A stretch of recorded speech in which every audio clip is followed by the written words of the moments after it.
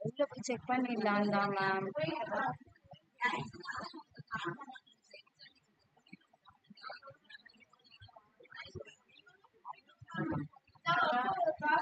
யார் நானா?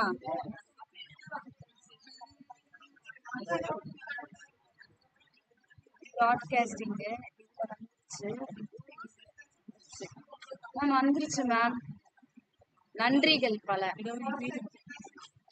அதுக்குள்ள நான் இது Google meet okay bye. Okay ma'am.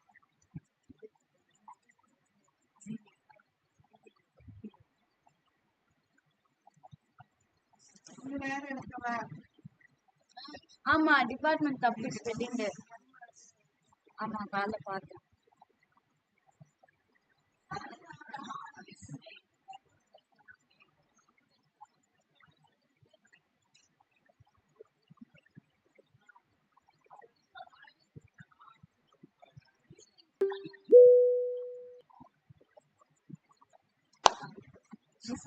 Industry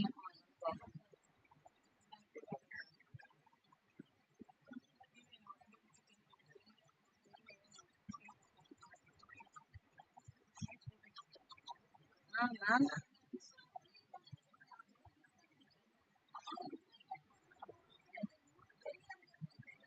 நானும் தெரியுதுண்ணா. ஓகே தானா? இப்ப இது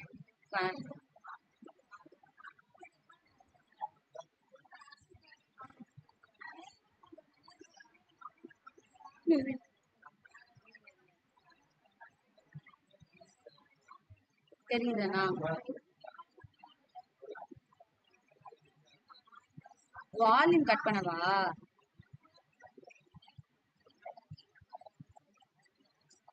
ஆ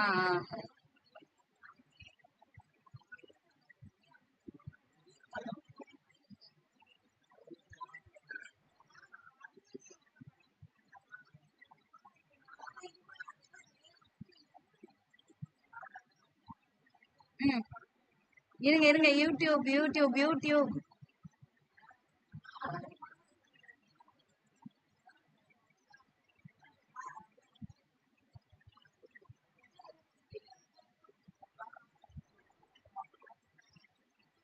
இதான் OPS studio.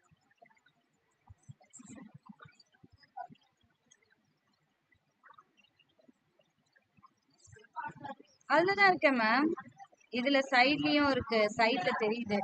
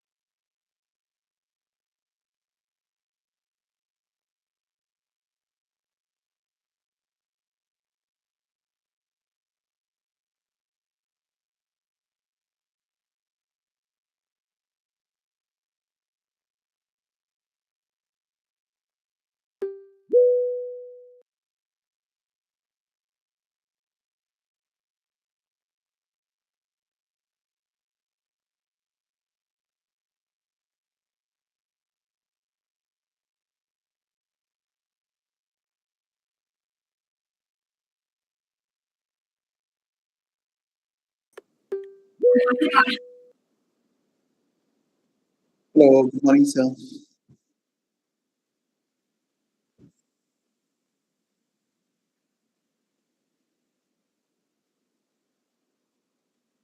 So you're able to hear me?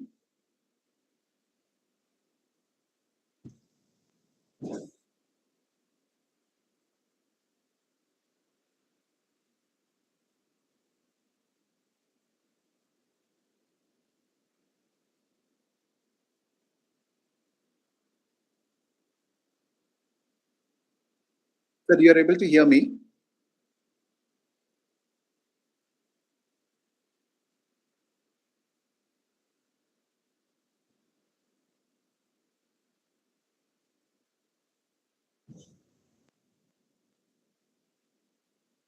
Perumal, sir, you're able to hear me?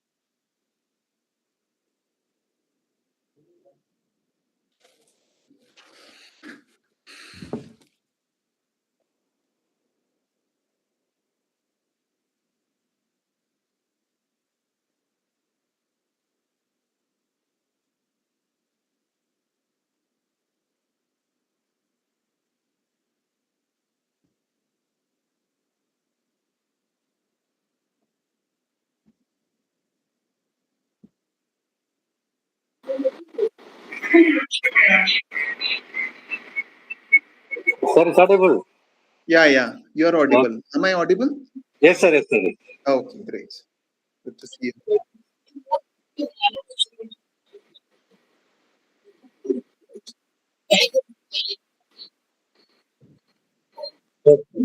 Yes, because there is some little bit confusion in getting that process. Oh, okay. Okay, so I think that on the day they might have got your approval, but they said we had just discussed and I think they were confirmed. Yeah. I was prepared. In fact, I had inquired also. But yeah, Yes, sir. actually, you connected yesterday with me, so I could take some time. Yeah, today during the lunchtime they were discussing. Tomorrow it's our program. Then only I said, you sir, better welcome, sir. They said. Mm. There is no issue in welcoming. First, you have it confirmed with sir.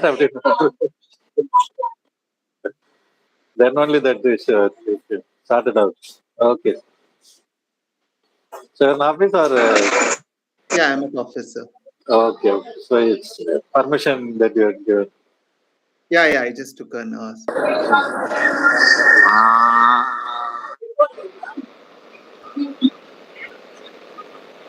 Okay, sir.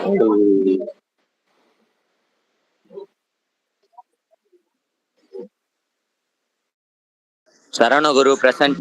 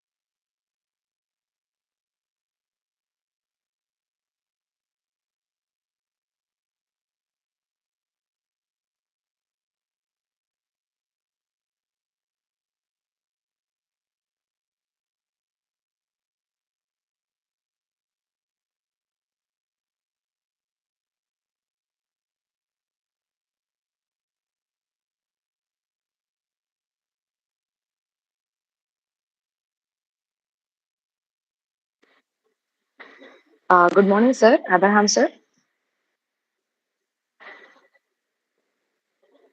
Abraham, sir. Am I audible? Sir, you are in mute, sir. Oh, sorry, ma'am. Yeah, you're audible. I'm audible. Yes, sir. You're audible. And we'll start the session in 2 minutes, sir. Yeah. Take it. Yeah. Thank you, sir.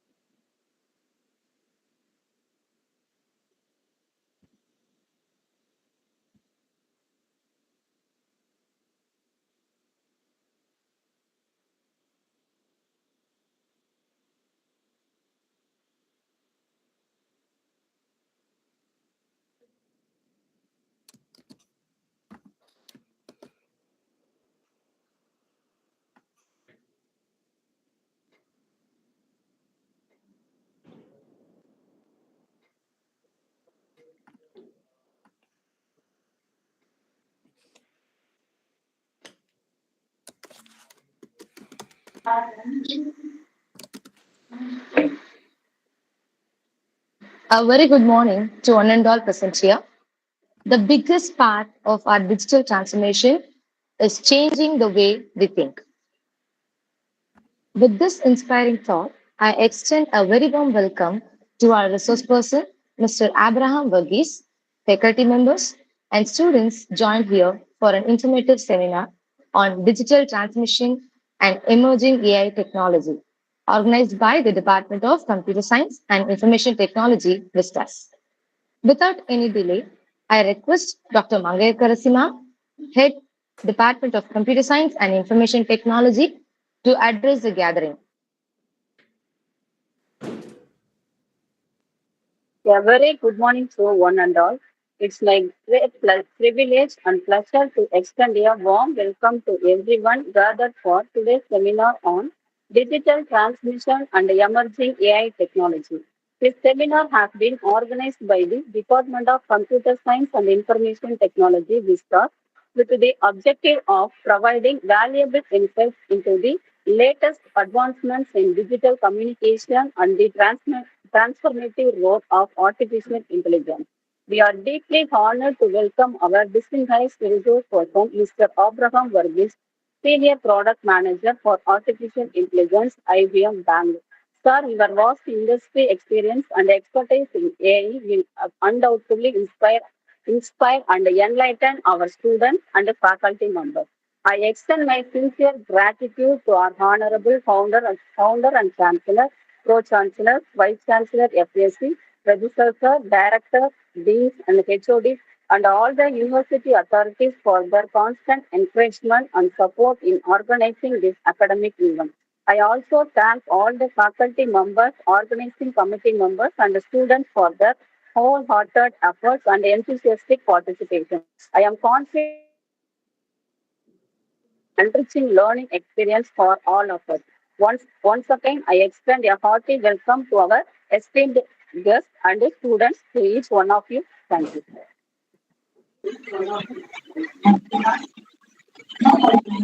Thank you, ma'am. Now I call upon Dr. Vishwapriya, ma'am. Thank you, ma'am. Today's topic is digital transmission and emerging AI technology. The topic is related to digital technology connect the world. AI make it matter.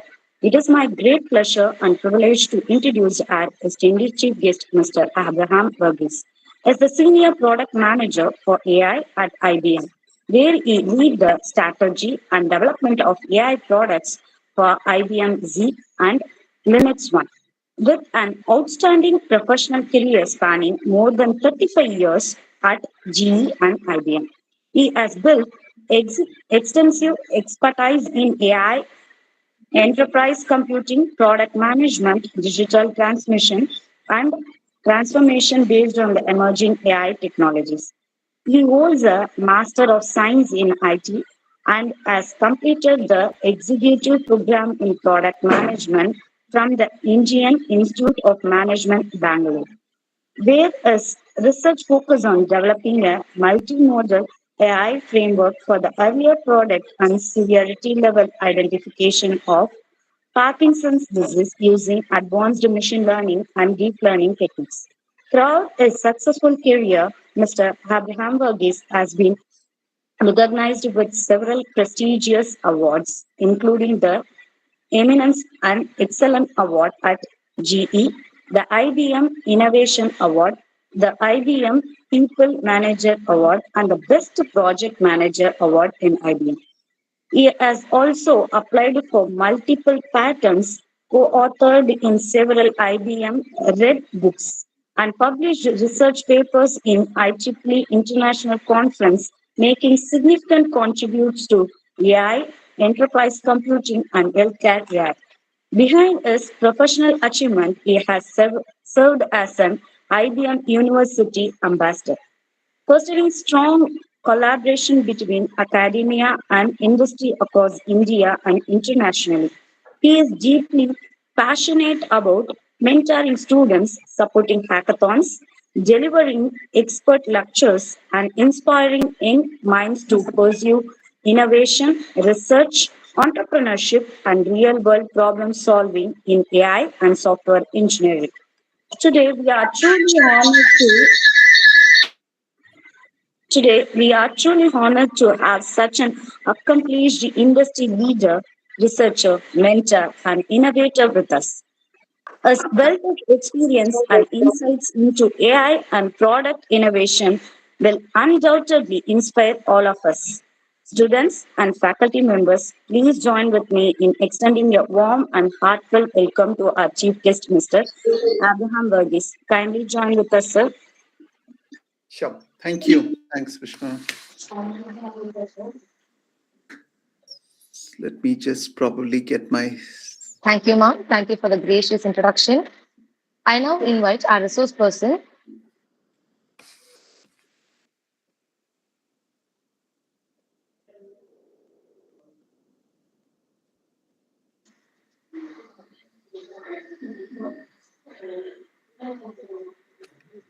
sir. You can share your PPT, sir. Yeah, sure. Just a moment. Okay. Let me know if you're able to see my screen. Okay, sir. Just a minute.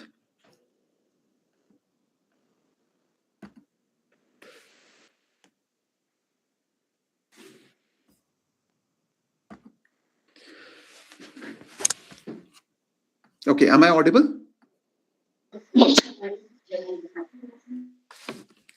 I am audible, right?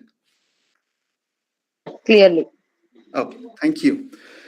Well, that was an intentional ask whether I'm audible, because today's topic, what we are going to talk about, is mainly on the digital transmission and emerging AI technology. So, when I talk about transmission, first thing what we always find is, am I audible? We find the voice getting choppy. We find all these. So, but today with this digital transmission emerging AI technology, we'll learn more about it. So good morning, everyone. Once again, thank you for the warm welcome and introduction. I know we all are students here. I keep calling myself as a student also, because one thing what we all have common is, we continue to keep learning in our lives at whatever stage we are. And we always are a student, and especially what we have common in, among you and I is the technology, which is definitely changing faster than our curriculum, and our curriculums always have to keep up with that particular pace. So I'd like to think that I'm sharing something I've been learning with my experience. So today I thought it would be interesting to explore one question, which is, where every few months we hear that the new AI model, a new breakthrough, a new technology that everyone starts talking about. So I thought let's explore this particular question, that what happens when artificial intelligence meets emerging technology, meets digital communication. So I would say, we'll look at that, how we can probably synchronize these two. Specifically, I know now when we continue this particular session, I know there would be something which you all would have already heard about, or you would have, because today the information is so easily accessible that you can get the information anywhere. So some of the things might be repetitive for few of you, which you would have already heard these, or something probably new. Maybe, so that would be the objective over a period of this, this seminar. We would probably understand, what is the learnings, what we get out of it. So what I would probably look at is, in terms of the key things from the digital transmission and emerging AI technology, we'll probably look at what is digital transmission at the first as a module, and then we'll look at emerging AI, and then we'll look at the convergence. That's how we'll probably look at, how we can converge the digital transmission and emerging AI together. Okay. So one of the most important thing what we have today is the phone, right? I'm sure most of us, cannot live without us the phone. We always need phone, and we get panicked, especially when we do not have a, first thing we see, the battery is low, or Wi-Fi is not there, or, or something, we always find, first thing, more than anything else in our life, phone has become one of the basic necessity and need. So if we look at, this thing, what we try to do is we basically look at, when we talk about phone, initially the phone was basically used only for the voice, or then it extended to the messages, and then we started sharing the photographs, and then we started looking at information over the phones and other things. So what happens? All this happens through the information which travels across, and this information which is traveling across happens within a fraction of a second. And that is fascinating journey which we will explore today, that is from digital transmission to emerging AI technology. So that's what we are going to look together in our session today. So let's understand the digital transmission fundamentals. Okay, again, some of this probably you might be aware of or you might not be. Now, what happens when we look at digital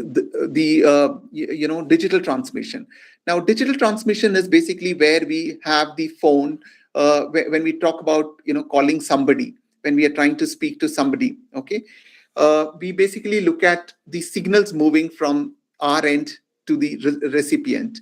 So most real world signals are analog. Our voice, music, computers, however, understands only digital values like zeros and ones. So the first step is basically what happens is in the digital transmission is sampling. So in the sampling, we measure the signal at regular intervals. So initially for example, now in a Google Meet, I'm talking to you. So what happens is the first thing what happens in our transmission is the sampling. It happens. Okay. Here in the sampling, the signal is sending to you at a regular interval. So that is the job of sampling. Then comes quantization. I know a very popular word called quantization. Now, each of these samples is assigned a closest digital value. Okay.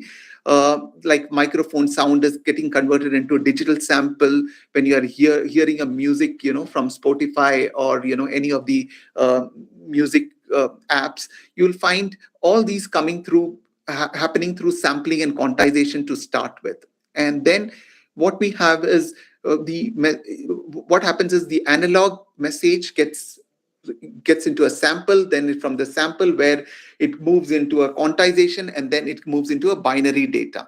Now, once we have the binary data, then we get into multiplexing. Now, what is multiplexing? Now, imagine a highway with multiple lanes. Instead of building separate roads for every vehicle, multiple vehicles are sharing the same road. Similarly, multiple users can share one communication channel. Okay, like for example, in this case, we are having one-to-many. We are using Google Meet as a communication channel. Hundreds of phone calls can travel only through one optical fiber. Thousands of internet users are using the same ISP network. Okay, or multiple TV channels are using one cable network. Okay, so all this happens in multiplexing. So in multiplexing, we do have something called, time division multiplexing, frequency division multiplexing, all those are covered in multiplexing. So I'm not going into the details of all these due to the time constraint, but let's understand the basics of digital communication. So as I said, it starts with sampling, then quantization, then multiplexing. Then what happens? Okay, now I got, we got a communication channel also. After the communication channel, what happens? Now we have something called as line coding, the third one, where we have the binary data where, the electrical cables and optical fibers cannot simply carry zeros and one. So they transmit something called as electric or light pulses. So here in line coding, the pulses, where zero will be a low voltage or one, it would be high voltage. So different patterns are called line coding. Okay, so here what does it happens here? Basically, synchronization happens, detection happens. So that is what happens in the line coding. Then what happens are our analog signals are now moving into the next phase called error corrections. Whenever data travels through air or cables, noise can change some bits, right? So if, for example, if I am saying 101, sometimes it can go as 110 instead of 101. So if one bit changes, everything changes. So automatically we wanted to do something called error corrections or error detection. So first is we need to detect an error. If the recipient is saying, if the the sender is sending the same message, is the recipient getting this correct message? Is it equal apple to apple? So what happens is here, first thing is this system has something called as an inbuilt error detection, which will happen, and then it will detect and fix the transmission error also. Okay, so that is the advantage over here. And this also happens, especially with satellite communications. And when we talk about QR codes, I think QR code is one of the key things. That's why if you look at QR code is a very good sample to talk about error corrections and error detection. If you have got the correct QR code, it ensures that the correct, it goes to the appropriate banking, and the transactions are made very successful. The last but not, the least is the Shannon capacity. Now, what is Shannon? Okay, now there was this person called Claude Shannon. He is also called the father of information theory. Okay, so it is named under him, called Shannon's capacity. Now, what he asked, he had a very powerful question. Okay, the communications we have established the channel, we have everything, but what is the maximum amount of information we can send reliably? Okay, so is it is it in thousands, is it in 10,000? What is the maximum information we can send in it? So that's when this model called Shannon capacity came into this thing. So that is what in layman's language we'll say bandwidth.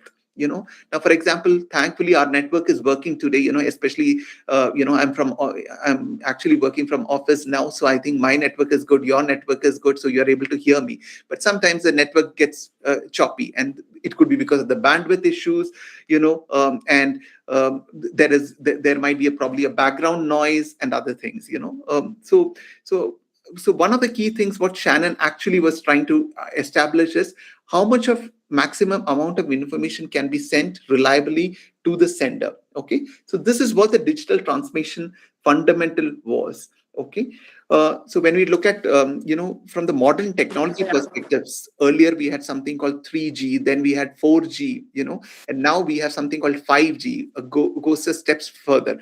So now what's happening in the 5G? If you look at when we were all having in the 4G, I don't know, so most of you would have probably experienced that the lines were very, very bad.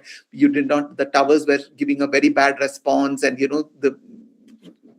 the messages getting disconnected and other things. But if you look at now, 5G goes a step further. It provides much more bandwidth with low latency. More bandwidth means more data can be transmitted every second.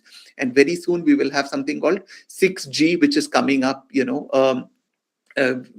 I think that's something we can probably look forward in future, and a lot of work is happening on that right now. So when we talk about from digital transmission fundamentals, how the message is going, that's one thing what we probably can look forward in due course of time. Okay, so moving on.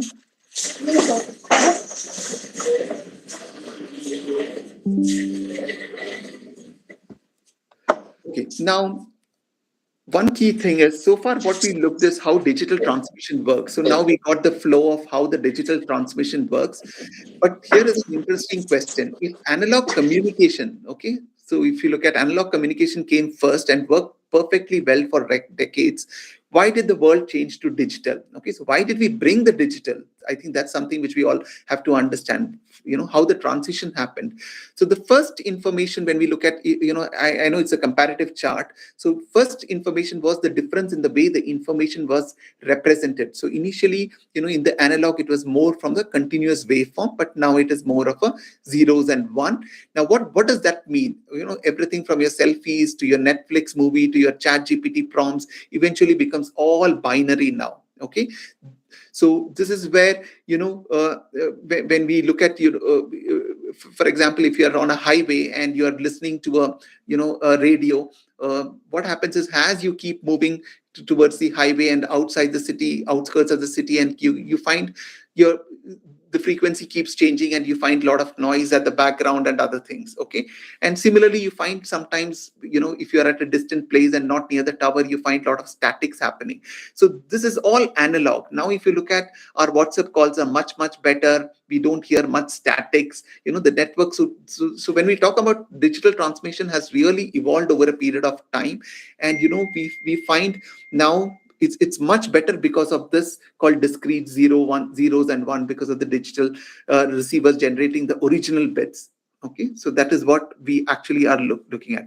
Now, when we look at the error handling, okay, as I said, imagine you're sending a money online around 10,000, okay, and one bit changes and it becomes 90, that's definitely unacceptable, right? So digital systems will include certain ways of something, called as Hamming codes, again, I'm not going into the technical details. So in the error handling, we have a couple of things called Hamming codes, which basically do the detection of the errors earlier itself and automatically corrects the error also, so that kind of thing. That's why if you look at that as a two-way authentications and other things, even QR code you scan, every file you download use some form of error detection. So we have built the system in such a way that can we have the system to identify the error at the first place and also correct the error. Okay, but last but not the least, we also have something security, which we also need to look at, is if you look at analog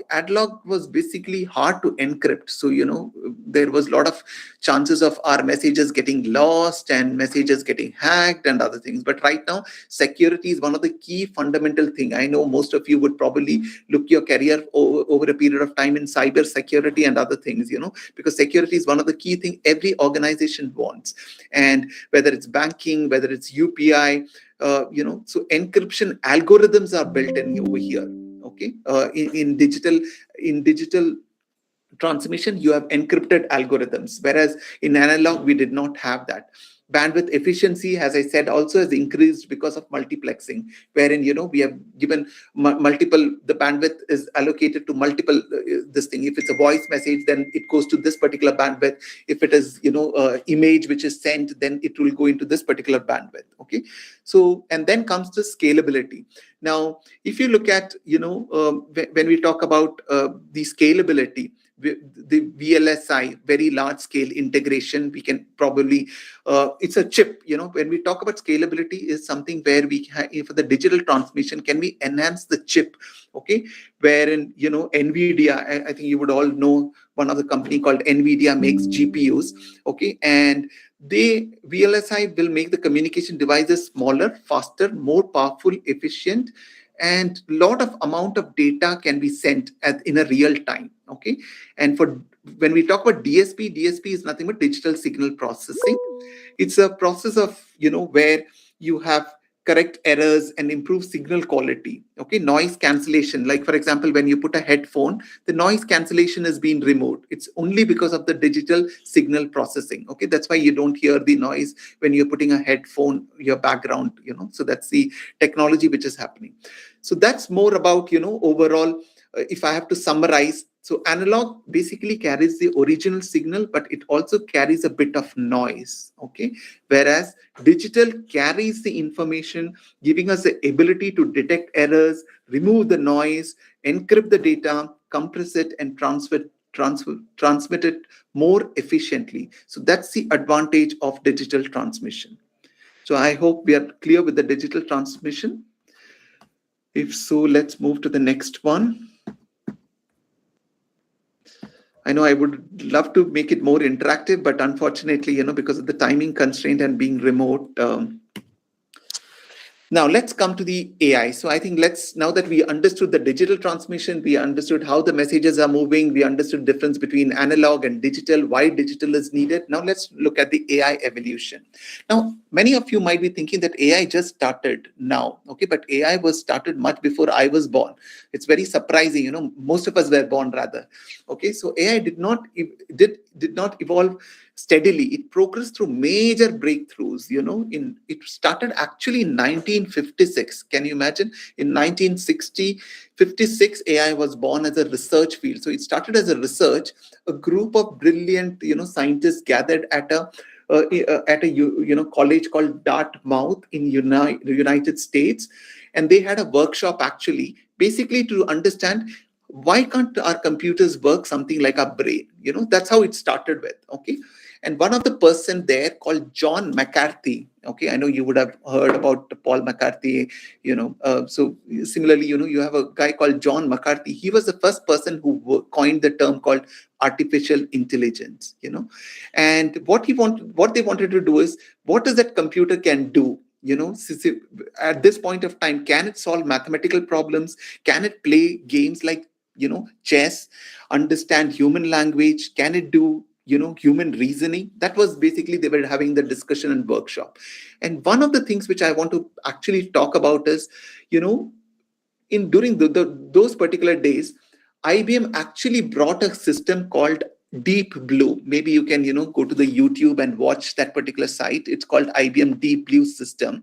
So there was this particular, I don't know, most of you might not know, but yeah, Gen Zs might not know, but we had a world chess champion called Garry Kasparov. If you know him.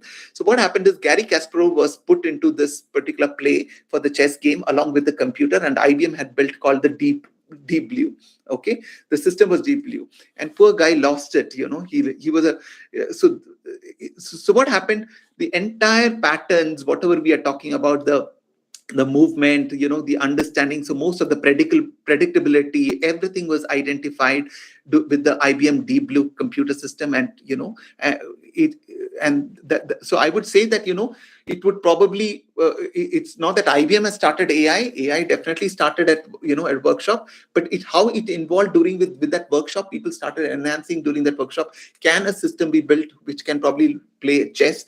Because we always felt chess is a game of people who have brains and can work and all those. So that's how it started. Then what happened? Okay, now we come from 1956. Now eventually what happens is, in 1980 we had something called expert system. This became very, very popular. Okay, I don't know, again, most of you might not know, those days there was a programming called Prolog.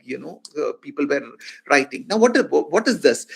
Now here what happened is, for example, if a doctor has to check a patient, if he says that, okay, if you're writing a program in such a way that, if your temperature is so and so, if you have a sore throat so and so, then you have this particular fever. You got it? Okay.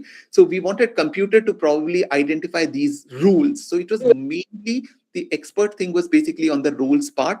And we were trying to see how rules can be established. So when we talk about expert systems are basically in 1980s,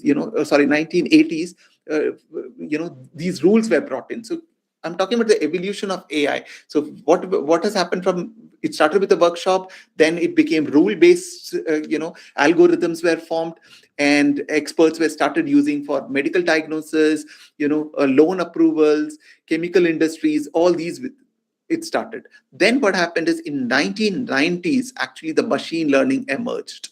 And in 2012, the deep learning revolution started, okay, which I will talk more about in the subsequent slide. I'll come to that machine learning and deep learning. But I actually want to tell you that when actually, AI started becoming a buzzword, everyone started talking about AI. Even our parents started talking about AI. And I know most of you would probably look forward for AI because everybody started talking about AI. That was in 2017, actually. One paper was written by the Google research, which was actually called, Attention is All You Need. It was an 8-page long, paper, which revolutionized the entire AI industry. Okay, so this was actually published by the Google researchers. Okay, now what do you mean by attention is all you need? For example, if I have a page around 8 pages, I don't need to go word by word and understand. Probably, is there a way, looking at this particular page, can I get a synopsis or a summary of it?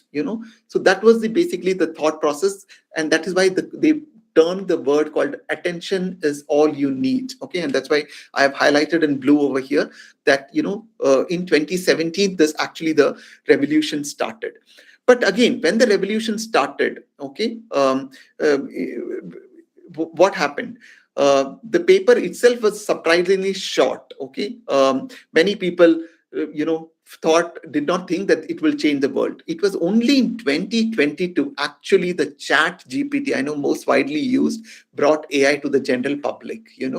So when ChatGPT was announced to the general public in 2022, I think that's when the boom started and everyone started talking about AI because it came to the general public. So until that time, what happens? Most of the IT focals were working on it. Some of you who are going to be in future will be working on some of the future projects and other things, and those technologies will evolve eventually. So I still remember when Okay. I still remember, when I was, how technologies have evolved, and one of the key things which I would probably advise you all is, because you are all from computer background, the technology keeps changing and you have to keep evolving yourself and keep learning. I think that's one thing which you all have to do. Okay. So 2022, actually, the ChatGPT brought the AI revolution with, now we talk about Gemini, Claude, everyone is talking about. So what happened over here? What actually happened is here something called transformer and foundation model came up. So transformer architecture became the foundation for almost every modern language. Okay, so OpenAI started with ChatGPT. So there is something called transformer architecture, which probably you can understand, again through a YouTube video or anything. IBM brought a model called Granite, Anthropic brought Claude, Google brought Gemini, OpenAI brought ChatGPT. So different companies started bringing different models, but they all use one fundamental idea that talks about this 2017 paper, which is nothing but the transformer architecture. Okay, so everybody uses nothing but the transformer architecture, and that's how all the models started building by these companies. Okay. So we are actually right now living in this revolution. Okay, unlike the previous AI breakthrough, today's AI revolution is actually affecting every day, right? We all, as a student, we are learning through AI. Doctors are using AI for diagnosis. Banks are detecting frauds with AI. Programmers are actually generating code with AIs. Business are getting automated with AIs. So this is not a history. This is actually happening. Okay. Now, when we talk about AI technologies, as I said, I'll come back to the machine learning and deep learning. Okay, so now we just took a journey throughout 75 years of AI right now. So if somebody is asking, your parents are asking, oh, I keep hearing about AI, so please tell them that AI was actually started 75 years ago, during when you were born and other things. So you can tell your parents about that. You got it. So how it has evolved and other things. So when we talk about emerging AI technologies, common thing is machine learning. Okay. So what is machine learning? So machine learning is nothing but it's basically learning the patterns from the data. Okay. Whereas deep learning is actually, where you have the large neural network. Then you have the transformer, which was introduced in 2020, made it possible for AI to understand the language more effectively. Okay. Now, let me just talk about, machine learning, I think, when we talk about machine learning, when we talk about pattern, for example, if I have to relate it more from your perspective, I think, you guys like horror movie, or you might like probably an adventure movie, then, Netflix actually recommends those kind of movies. So how does that happen? That happens through machine learning. So it has understood the pattern of this particular user, and that's how it's actually giving you, so that is what machine learning is, where computer begins learning from the data instead of following a rule based. If you look at our history, it was rule based, then it moved into machine learning. Okay.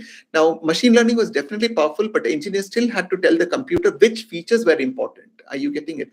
Though it was powerful, but we had to tell which features. For example, if we talk about a cat, you got it. Okay. Now, when we say cat has got whiskers, eyes, tail, fur, okay, but what deep learning had to do is basically had to tell what kind of eyes, what are the edges, all these, so basically looking at the neural networks inspired by human brain. So it had to give that particular thing. So deep learning actually has more on neural network coming into picture, where it's completely mimicking more towards the human brain. So now machine learning and deep learning came into the picture. So when we talk about deep learning, that is why you have the face recognition in your mobile and other things. So all that is due to because of the deep learning. Now, deep learning became excellent at recognizing images, speech, but language was still a difficult problem. So then what happened? Now comes something called LLMs and transformer.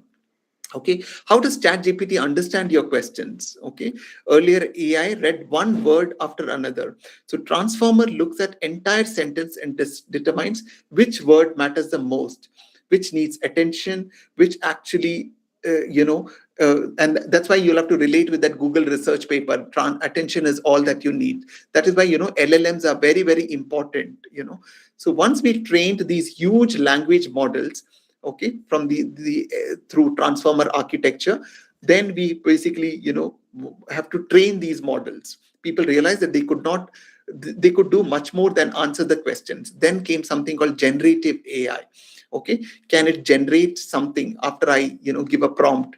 It's basically writing essays, generating image, composing a music. So it evolved from, so the LLMs from transformers, it started evolving to generative AI.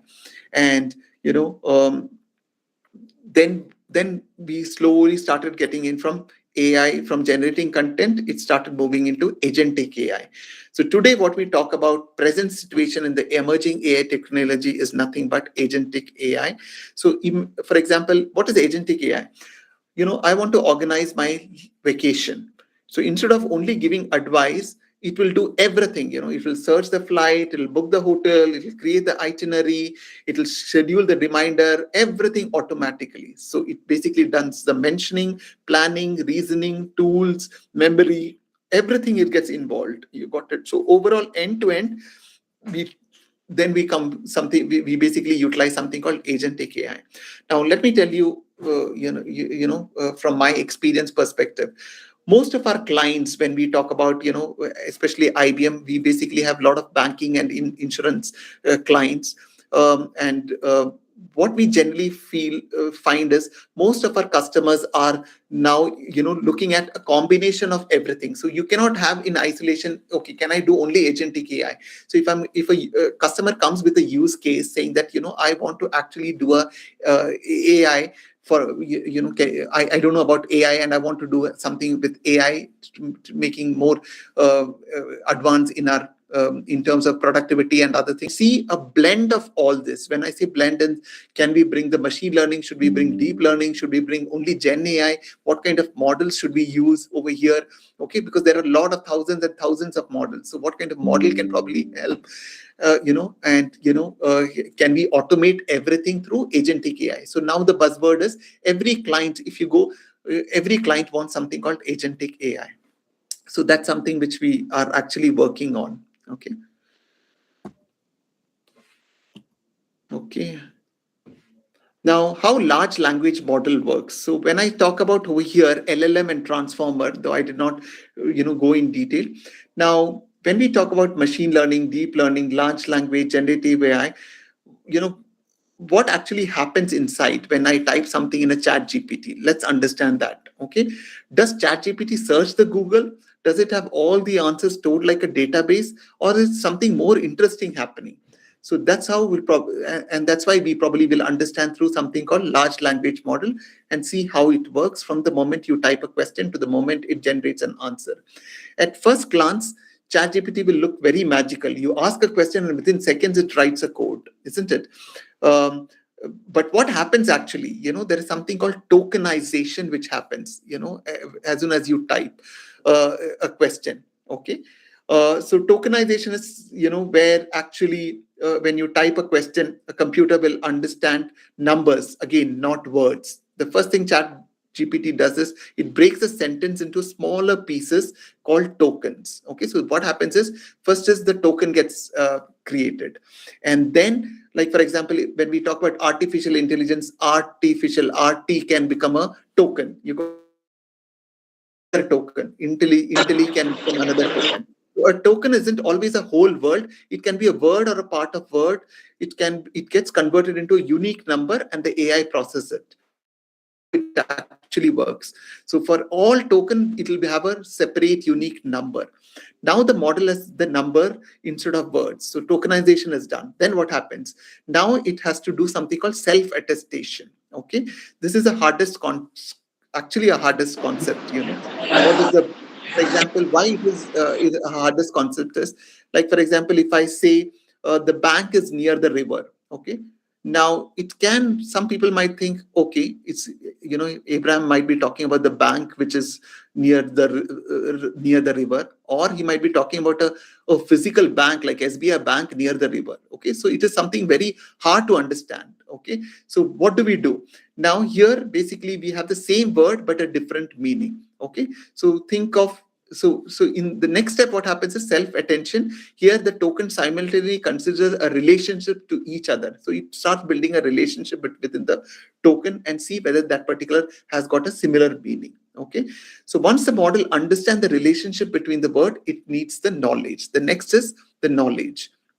And then what happens is we start training the model. Okay, now we have to train the model. How does a chat GPT know so much? So the model reads enormous amount of publicly available text, books, articles, websites, and research papers, and all those. Okay, and then it basically it creates the next billions and billions of tokens. Okay, and then what happens is it basically scales it up. Okay, after the training, once training is complete, the model is knowledgeable, and now it might not be still not helpful. So what we have to do is we have to do something called as fine-tuning the model. Okay, so when we do in AI, we actually start fine-tuning the model. Can the model be retrained? You got it. After retraining, can we do a fine-tuning? Okay, how can we do this? Is basically, how human can help improve the model. Okay, we basically compare the answers here. What is this? What is that? So there are a lot of comparisons happen in the fine-tuning. Okay. So actually what is RLHF is the process is called reinforcement learning from human feedback. Okay, so that is what fine-tuning happens. And then comes the result, the inference. The result, it generates,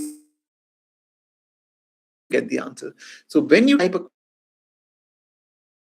can you imagine all this has happened in a fraction of a second? So tokenization has happened, self-attention has happened, pre-training has happened, fine-tuning has happened, and then you get the result.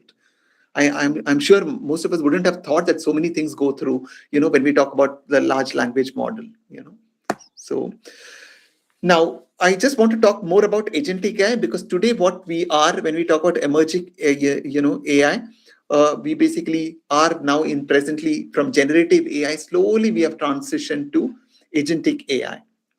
Okay, generative AI basically was only to create text and code and images, but eventually we had something called agentic AI, more for planning. Help me to, for example, if you have a semester exam, you can probably put a prompt saying that, can you help me prepare for my semester exam in next 30 days? So what happens? A chat bot will probably provide a timetable. It will understand your goal, divide into smaller tasks, prioritize your subjects, schedule daily study session, track your progress, adjust the plan. So agentic AI does everything, and it will also give you. So in the planning, we also have something called certain tools we can use. When we are making an agentic AI use case, we basically use AI agents. Okay, we call it as AI agents. Okay, like for example, book me a cheapest flight from Chennai to Delhi. Okay, will probably search the airline websites, compare prices, check baggage, so all the queries. So it will go to different APIs and generate a report and execute the code. So AI is no longer limited to conversation. It can interact with software and services. Okay, so in agentic AI, it can connect with multiple APIs and other things, so that is the advantage of agentic AI, whereas generative AI was more conversational one. Okay, and then comes memory. It also stores the memory, in terms of, for example, if you want to trace back. Okay, I know you had given me a study plan last time when I asked that, is there a way you can give me that previous conversation or the projects which I worked? Now after 10 days, I'm opening up and understanding. So all that memory also agentic AI helps us. Okay, multimodal AI, where basically the students can use it, where AI understand multiple type of information.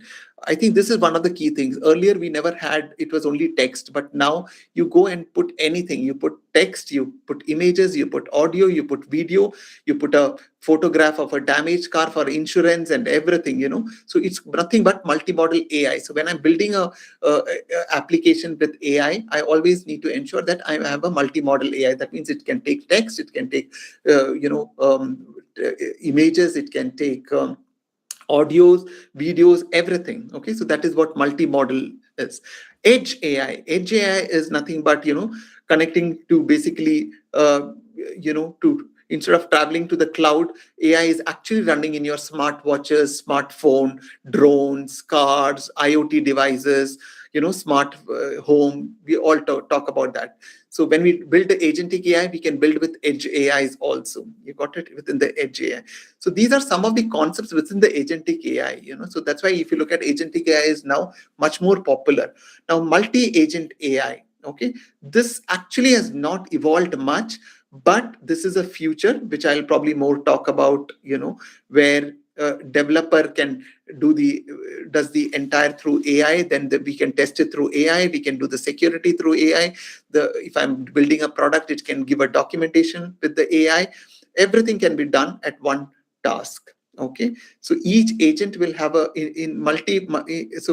when I say multi-agent means each agent will have a specific role. For example, developer AI will do development, testing AI will do testing, documentation AI will do testing. So I can build something, those kind of agents also. Like if we talk about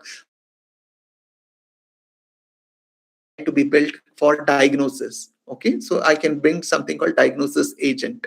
Okay, I want to schedule appointments, so I can build an agent called scheduling agent. Okay, so in agentic AI, I can build multiple agents. Okay, so each agent has a particular role and they can collaborate with the team of specialists. Okay, so that is what actually the agentic AI is. Okay, moving on. Now that we understood, agentic AI, and today we are at agentic AI. What happens, by the time you guys graduate and complete and move, and you will be hearing this very, very soon. Okay, so as I said earlier, it was assistive AI. Now it is agentic AI. Very soon, you will have something called collaborative AI, augmented AI, and symbiotic AI. Okay, now these are something which, again, not a very finalized names or something, but when you hear something, some of our companies like OpenAI, from Altman and other things, some of the CEOs, they will use these kind of words that they are bringing something called collaborative AI. They are bringing something called augmentative AI. What is the future of AI? Somebody says the future of AI is nothing but they are bringing something called collaborative AI. They're bringing something called augmented AI. You got it. And then probably something called symbiotic AI.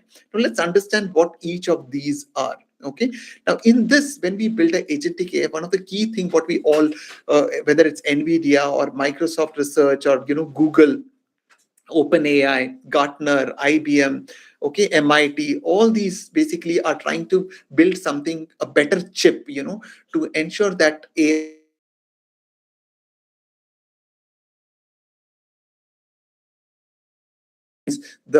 are much accurate. People are looking at more in terms of accuracy. People are looking at more rather than not being biased and other things. So if you look at, those are the things which probably will look at over a period of time. So when we talk about collaborative AI, instead of a single agent working alone, multiple specialized AI agent will coordinate with each other and with the humans. So, for example, think of an engineering team where every member is an expert, but it's powered by AI. So, so you have humans and you have AI working together. Okay, that's why, if you look at the pictorial representation, can probably say that, AI that will work with humans very, very closely. Right now, we put the prompt exactly to the AI and AI gives you the answers. But now we will probably look at a very collaborative way of, can, AI also do parallelly, it can take human inputs also together and build something. Okay, then comes augmented AI. Here the AI becomes an extension of human capability rather than replacement. Okay, it basically looks at assisting decision making, creativity, problem solving across every profession.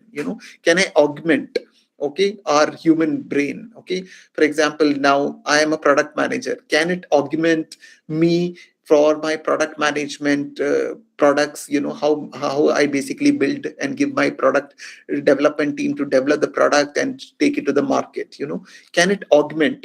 Can I go one beyond? So it's basically, again, these are not jargons which will probably in course of time, by the time you graduate, it might not be called augmented AI, it might be something else, but the technology or something what they are looking at is something called augmented AI.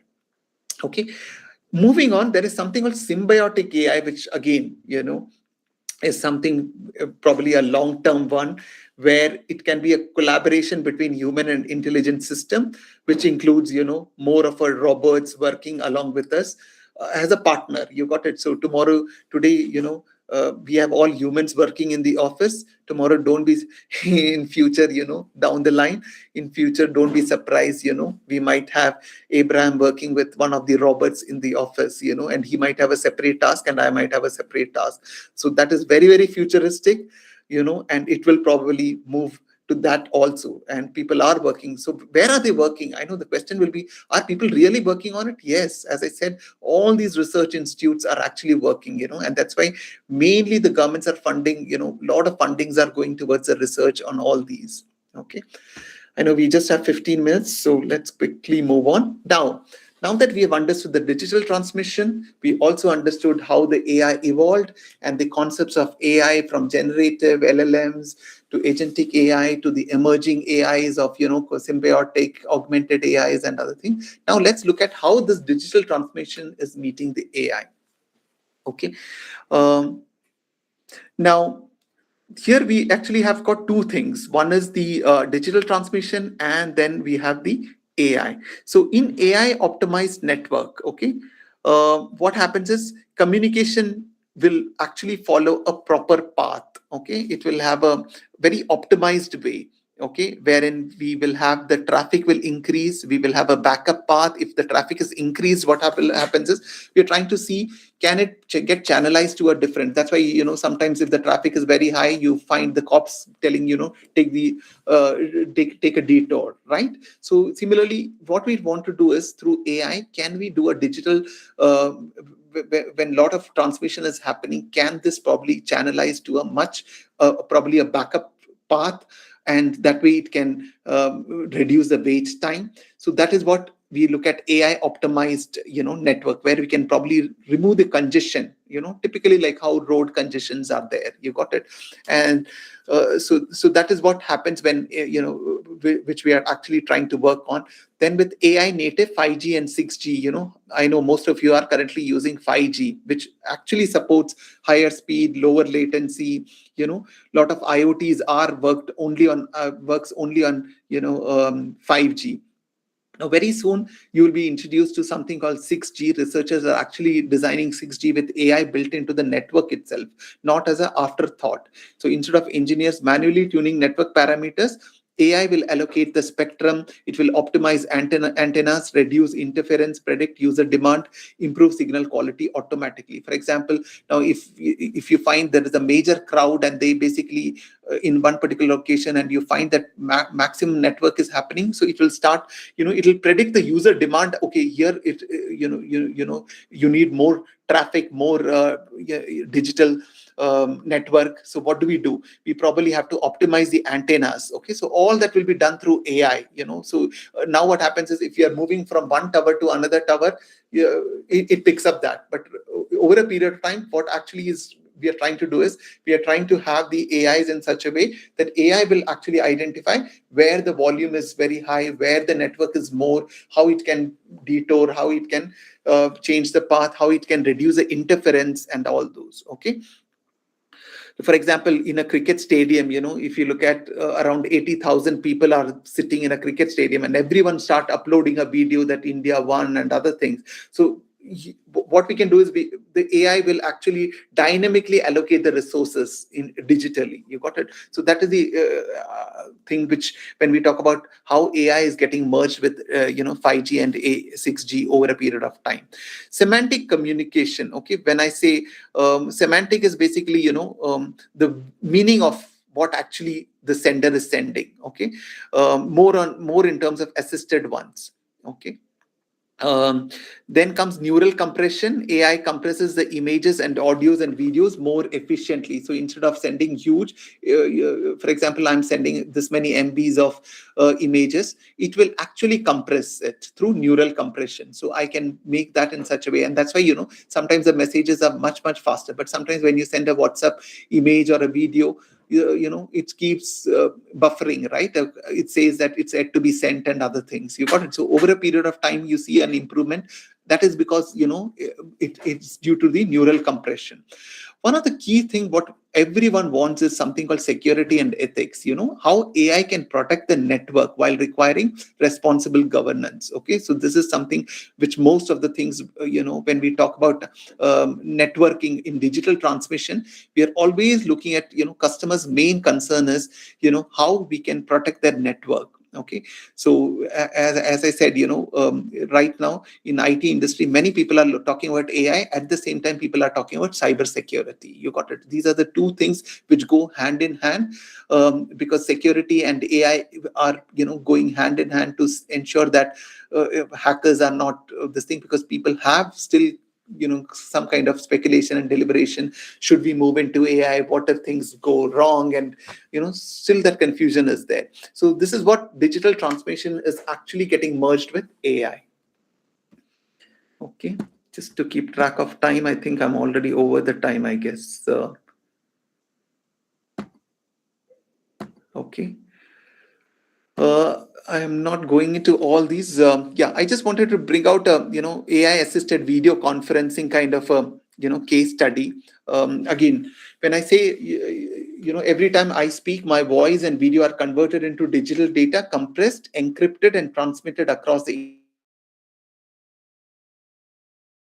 adjust the quality based on available bandwidth. So that is actually happening right now. Okay, so your computer is also running AI locally. It will remove the background noise, separates my voice from the other sound, and even it can blur or replace the background. Okay, if some packets are lost because of pure communication, AI will reconstruct that packet. It will reconstruct the missing audio and the video, and that's why you don't notice brief network interruptions. Sometimes you don't find the network interruptions. This is all happening at the background. Okay. Okay, now I just want to bring you to the, towards what's next, okay, beyond 2030. Now, you guys are all graduates, right? Upcoming graduates, very soon you'll all graduate. So what happens now what is the next thing coming up? There is something called quantum communication. The first technology is quantum communication. Today, wherever we make an online payment or log into our bank account, our data is protected using encryption based on complex mathematics, arithmetics algorithm. Okay. Now, quantum communication takes a complete different approach. Instead of relying only on mathematics, it will use something called as law of quantum physics, okay, which I think you probably would have learned. So we are trying to build something called quantum physics along. Now, I'm not talking about AI specific. I'm talking about, what's beyond 2030, okay. So there's a lot of work happening with quantum computing. IBM is also building something called quantum computing, okay. Our research lab is actually working day and night with on that particular thing across. Very soon you'll hear about quantum computing, which will have quantum law of quantum physics, coming into picture. Okay, and then comes neuromorphic computing. The second exciting area is this one. So today's computer actually is processing information very differently from the human brain. They consume a lot of power actually, especially when we are running a large AI models. So actually, so what we are trying to do is we are trying to bring something called as a chip called neuromorphic computing chip. So one of this chip was actually Intel brought something called, you can probably check your YouTube video or something on Loihi's 2 chip exploring the idea. It's basically mimicking the biological neurons what we have in our brain. So that is something which is coming up. You can probably look forward over a period of time. Then comes brain computer interface. The third technology sounds like a science fiction, but it is not. It's more like a companies like Neuralink and research organizations like BrainGate. Okay, there are 2 companies who are actually developing the system where the brain is going to communicate directly with the computers. Okay, so my brain, whatever I'm thinking through, the computer will understand. Okay, so initial goal is basically it's targeted for medical purpose to help people with, especially for paralysis communication. If you are bedridden and you are paralytic, can I just tell the thought process to my computer and the computer takes the action? So everything, computer helping the human brain. Okay, so that is what brain computer interface is. And that's why, I want you to understand that this particular slide is very important for you guys from as a CS graduate. And that's why, I put that why this matters to you, because the foundation will all start through digital transmission, from digital transmission to AI. And then, what are we in future, what are we going to develop, and most of you, once you graduate, probably will be working on these technologies over a period of time. Okay, so with that, I come to the last slide. So what we learned actually was, we basically learned about the digital transmission, where bits travel reliably, sampling, coding, error, everything happens, from analog to digital. We learned about that. And then we learned about something called how AI, future of AI, how it started in 1950s and how it's going to get evolved from agentic AI to collaborative to augmentative, symbiotic AI. And then we also looked at how these two can be merged together with AI optimization and other things, in terms of overall how digital and AI we are trying to bring together, and how these are getting merged. So when I say digital transmission is actually giving AI its reach, whereas AI gives transmission its intelligence. So digital transmission is just sending the information, but what AI is going to do in that is it will build the intelligence within that. Okay, so engineers who will understand both will definitely be next generation computers engineers, I would say. So if this is a very practical reality right now. Why I'm saying is, I go for some of the campus recruitments and other things. Very recently I found that our company itself is not looking at computer science graduate, rather than we are looking at people from electronics and communication background. The only reason being because we found that we really need people who knows about digital transmission, how communication, electronics, chips, because those are some of the backbones for the AIs. If you understand that, then so that is why as a graduates, as you're learning, you probably have to look at both from communication as well as AI, understand how these two integrate, how chips work along with the AI, how it can do inferences much faster, what is that backbone, how. So please look at Intel, Nvidia, all these, talking about their chips. Chips are some of the key things which is coming up, which is very, very, IBM itself has got certain TELM2 chips and other things, where we bring in our infrastructure, and which basically enhances speed of AI. And everyone is talking about sustainability. So we are looking at something, chips, which can probably does not take much of the, in terms of total cost optimization and other things, it can probably, reduce that. So that's something which I just wanted to, bring to you all, to understand that you will all be working on it. And I think overall, I hope with this session you've got a brief idea about digital transmission, you got a brief idea about AI evolution and other things. I unfortunately, because of the time constraint, I do not have any demos to be shown right now, but probably eventually if somebody is interested, I can probably, of course there are a lot of in the YouTube and other things, you can definitely look at more on agentic AI and what's coming up. Please try to, my suggestion to you guys as a computer graduate is to see something, what's coming up, because by the time you graduate, you probably need to be in that particular forefront. Okay, I've heard about it, I know what has happened in the past, because agentic AI, by the time you graduate, there will be something totally a new buzzword. It could be augmentative, it could be collaborative AI. Okay, and who is working on it, which companies are working on it, all those. So start enhancing your knowledge towards that. Okay, so with that thought, I'll probably thank you all for paying much of your time and attention, and if there are any quick questions I can answer, or probably I'll hand it over to the Dr. Vishwa.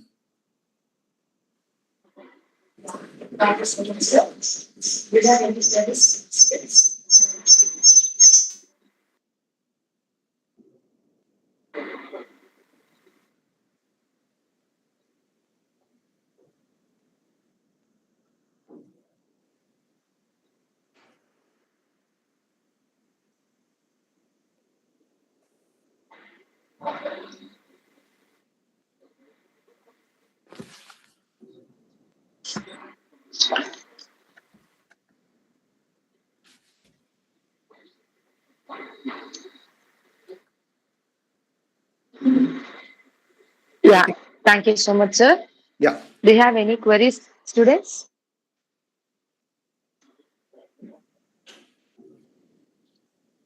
Students, if you have any queries, kindly get clarified it. Yes, hope they are clear, sir. Yeah, Thank you hopefully. very much, sir, for your enlightening and thought-provoking session on Sheila digital ma'am, 1 transmission and minute. emerging AI technology. Your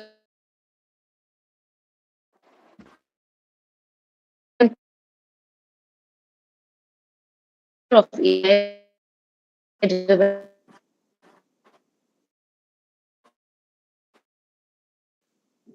excellence will definitely support us to sincerely understand the.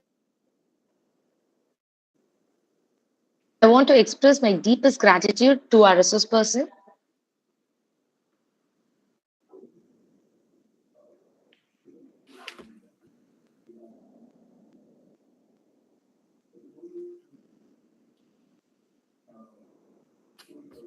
Yes, ma'am.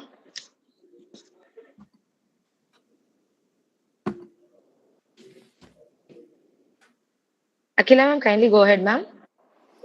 Sir, it was a nice presentation. Only one thing regarding the students centric. Can you just tell me any of the things that the students can do in a sort of project sort of thing in the digital transformation? Like few tips of getting that some projects, something like that. Can you just list out something, sir?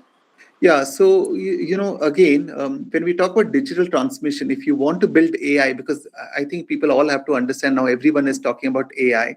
Okay, so more from you have to understand how sampling works, how modulation, how error rates actually work.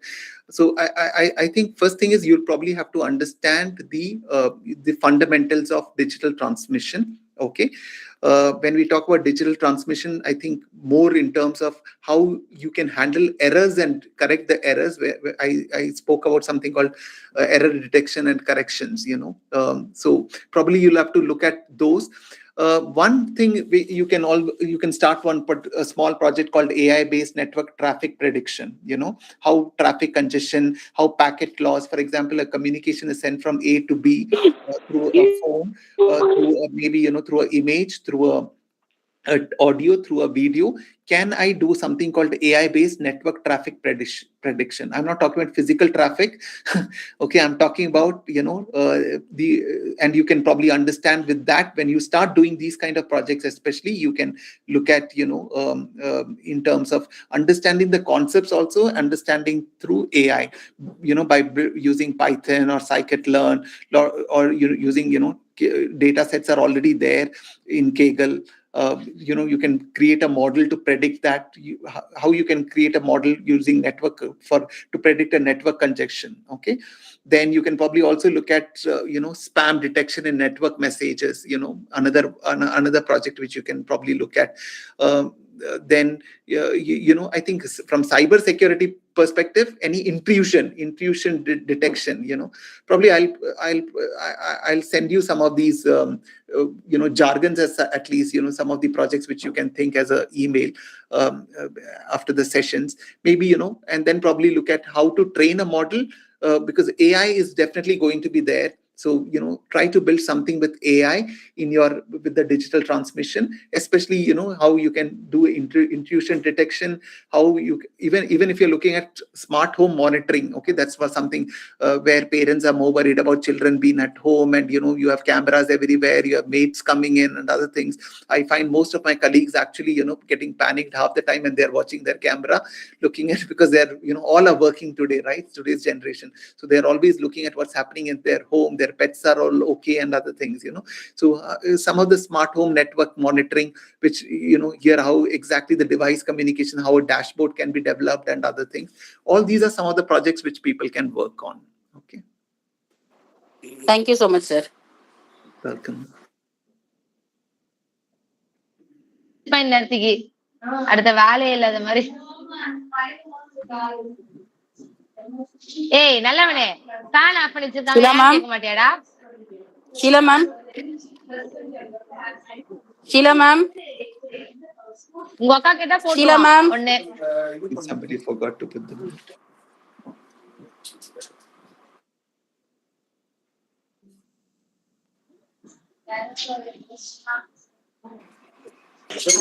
Sheila ma'am, you can continue. Sheila ma'am. Abraham sir, audible? Sir, thank you, sir. Thank you for your. Thank you, sir. Thank you for your clear explanation. And your words have truly illuminated our knowledge. A special thanks to the management. Yes, ma'am. Yes, ma'am. Yes, ma'am.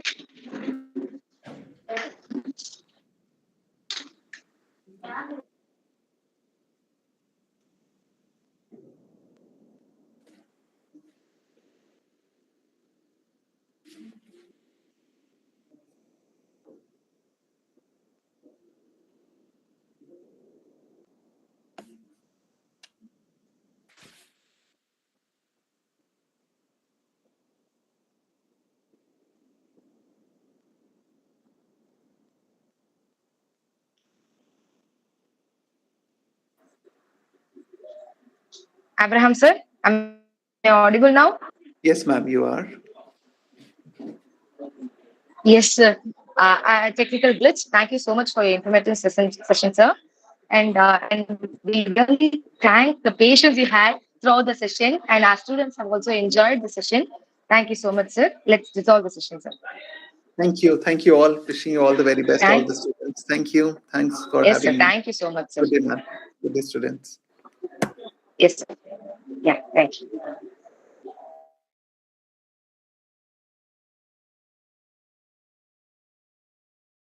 சொல்லுங்க இன்னைக்கு நீ 4 வாட்டி சொல்லுங்க